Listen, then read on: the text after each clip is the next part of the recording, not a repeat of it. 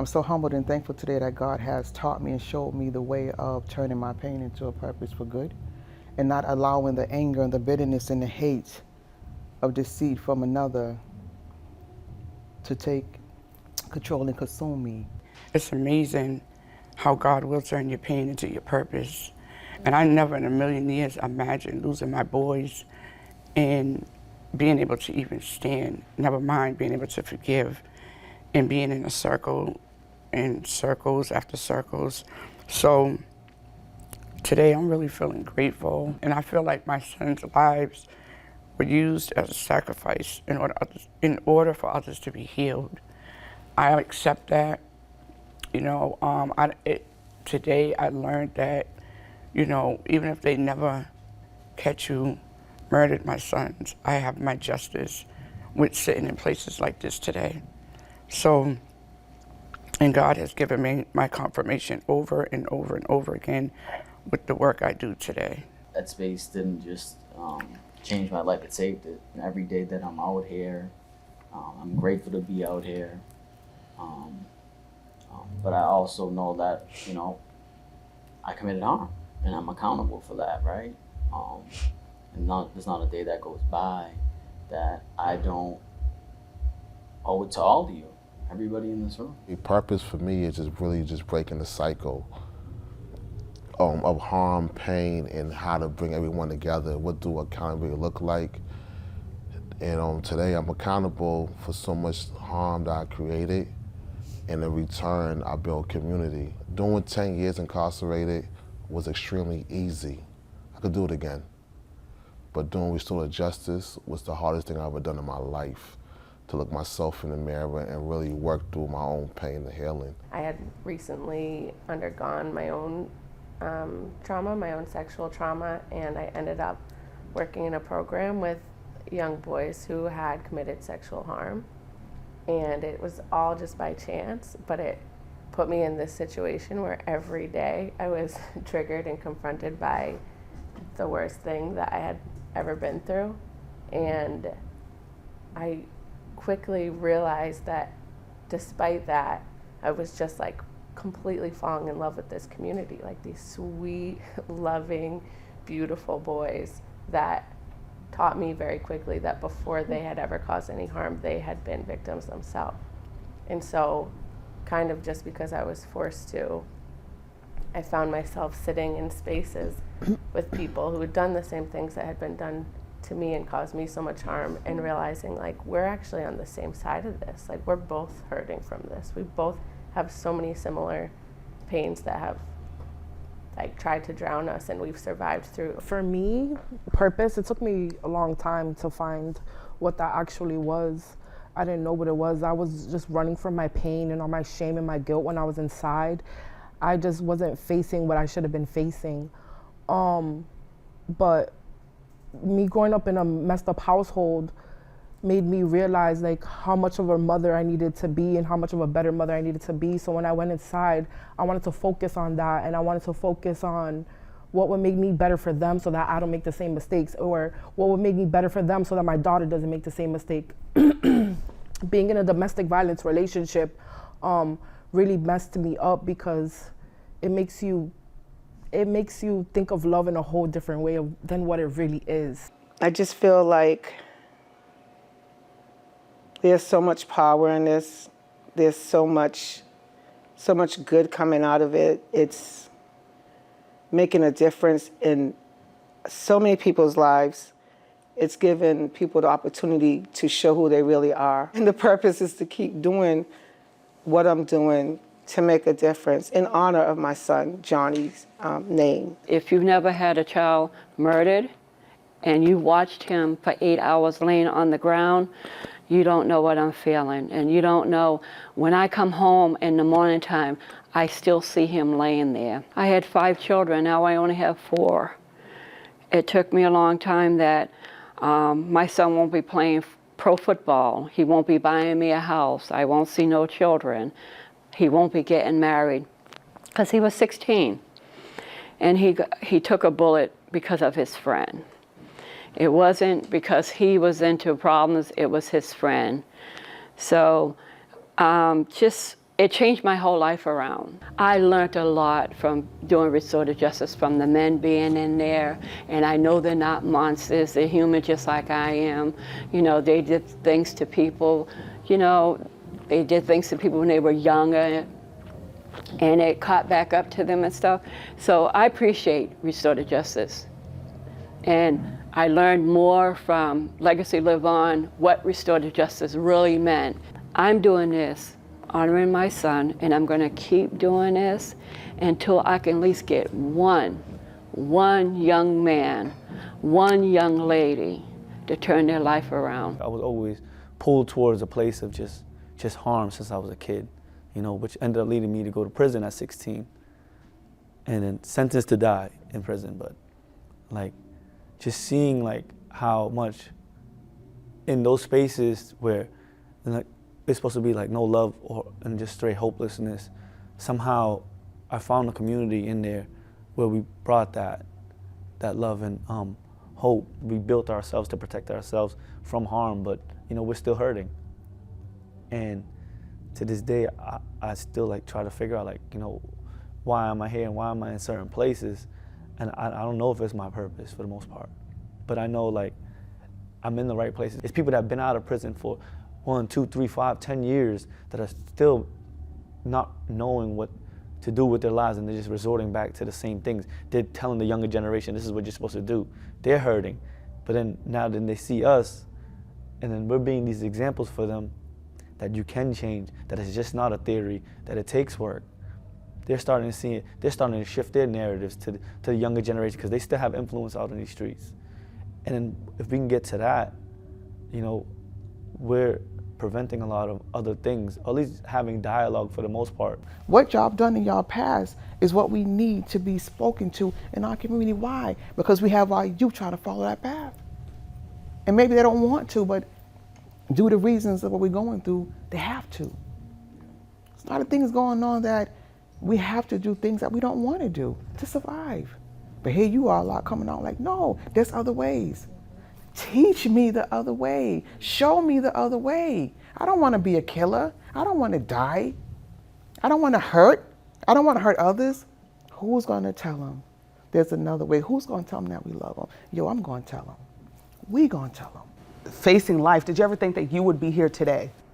That's a hard question, I'm not gonna lie, because it's like, I think when you get incarcerated, you live in the now, right? You live to get to the next point of the next day, and you always have hope in you, but I think what makes you get through it is the camaraderie of the men on the inside too. I think that instead of even the lifers in there, right? Even though when I was the older men, like instead of, you know, them handing me a knife, they handed me a book, right? Or a talking piece, right? Like, and they're like, do this, you know, and then guiding me onto a path, even though I might not come home, I can live the best that I can live in there. I'm sentenced to die in there, so like every day we just trying to figure out how you're gonna get through the day. But you know, you don't lose hope. But with that alone, you know, you're not really seeing too much of your future. You're not even having the ability to dream of what outside looks like, or you know what it looks like, because you're going in as a kid. You're not thinking like an adult. We learn our stories, what we've been through. I don't think we ever had a chance since birth. Just through living in poverty, through what's going on in society, due to lack of resources, due to school, you know, and not having resources in school and the help that you need. So it's like I said, many crimes happened towards me before I committed my first crime, right? And so me going through a learned behavior and me learning how to protect myself, I actually built the armor. I didn't want to be abused no more. I didn't want to be hurt no more. I don't want to be people shooting at me no more. So I had to figure out how do I protect myself, and I had to build an armor to navigate through Boston. And so like I never had a chance, but restorative justice gave me opportunities, became a resources for me to be better, to build community and understand that people do love me and I'm not the only person going through what I'm going through in life. When I lost my keys to murder, not that I thought my life and I was exempt from, but when it came knocking at my door, I didn't want to live anymore. I still had kids at home, but I was so broken to the fact that now this happened to me. And then how it happened, And it was just a lot that, by the grace of God, He gave me, I feel like, a second chance, because I could have ended my life.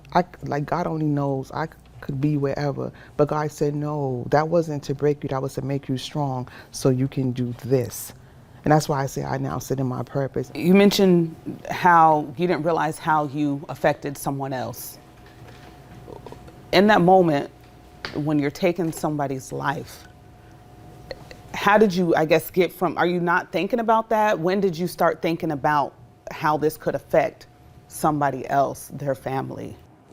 It is until, for me, probably until I did restorative justice. And I did that probably 2019, maybe? Yeah, 2019, maybe. And mind you, I went in 2003. 2019, I'm not even thinking about it. So that's a lot of years. All of this time of my whole bit going by, and I'm not even thinking about it until restorative justice, until I sit in this space, until we talking about accountability, until we talking about like the harm you cause, until we talking about the ripple effect. Then I'm like, oh, okay.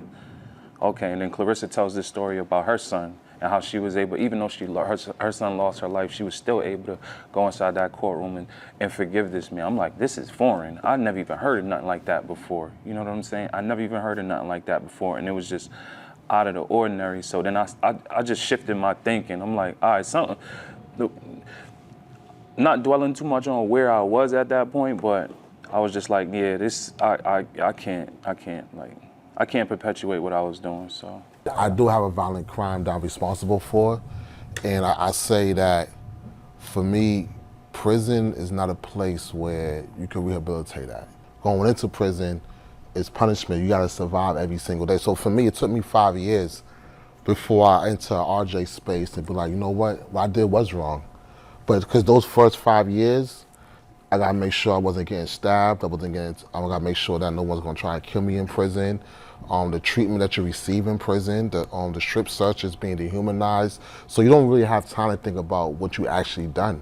RJ, the first time I was able to really say that I'm responsible for what I did was wrong, but I had to go through my healing process first. I truly believe that there's no, like for me, I couldn't get to know accountability without healing first. Like, how did I even get to this point in my life where I was comfortable with trying to kill someone, and if he would have died, I was comfortable with that at that time, because I didn't have no value for myself. In that moment, are you thinking about the people that you can affect at the time of the crime? And if not, when did you get to that moment when you started thinking, wow, I hurt this many people? For me, I didn't think about it, because I was like, just in so much like anger anyway, because like a month before I got chopped with a machete, and like, so I was just like, I just want to inflict the most pain back to the people responsible for it. It wasn't until restorative justice where I had to start thinking. I'm like, all right, like, who else did I affect other than, you know, the person that I killed? Like, I'm like, his newborn daughter that he's never met. And I know how important it is to have a father, because my father raised me. She's probably 17 now, never met her father, you know. And then thinking about his family and like them not coming to parole, because usually they come to parole and, you know, they may have something to say, like to oppose or maybe just to be there. But like, I know that them having to be there probably has re-traumatized them. How are you able to sit here and do this kind of work today? I'm able to sit here today because of my faith, my trust in God. Going inside prisons, getting a chance to meet these men for who they are, and getting up saying, you know, I committed this crime, and this is how it happened. And they go from A to Z, and it came with remorse, it came with compassion for me, and it came with forgiveness. And it helped me also arrive to where I'm at today. In the beginning, I was feeling like, you know, wondering how my sons would feel, you know, knowing I'm doing this work today. Like, I used to feel like, well, I wonder would they be like mad at me, feeling like, you know. But then, you know, just moving forward, I just feel like It was just a road that God put me on to do this work. Like, I've heard so many guys get up and tell their stories and being very apologetic, you know, and then to see them home today doing the work after sitting in circles saying when they come home what they're going to do if they make it home, you know, but to see us sitting at this table today just means everything to me. So that's how I'm doing it, moving forward. Why do you know that this work that you're doing is important and it's needed for both sides to come together? It takes those of us who know who've been through it to be able to sit with individuals who are in it or will be in it to interrupt it. And we all are bringing something different to the table, that when we bring this ingredient together, I talk about making sweet potato pies and candy yams and collard greens, we're making a meal that can feed and flourish the souls of so many and introducing them into what healing looks like. I'm here to be a part of a solution. No more suppressing. It's all about now bringing it to the table and dealing and coping with it, you know, so. Some people are of the belief that you can't be restored. And some people may not agree that you're sitting here today, right? But what do you say to that person? There's not really much I would say to them, because at the end of the day, everybody's gonna have their own opinion. People can say we didn't change or we don't deserve to change or whatever it may be, but what we're doing is making an impact. We're not here to really change any minds, for the most part, but we're just here to be there for the people that we know that need us. So at the end of the day, like, if I could say anything to anybody, you know, just watch us. Just see. That's it.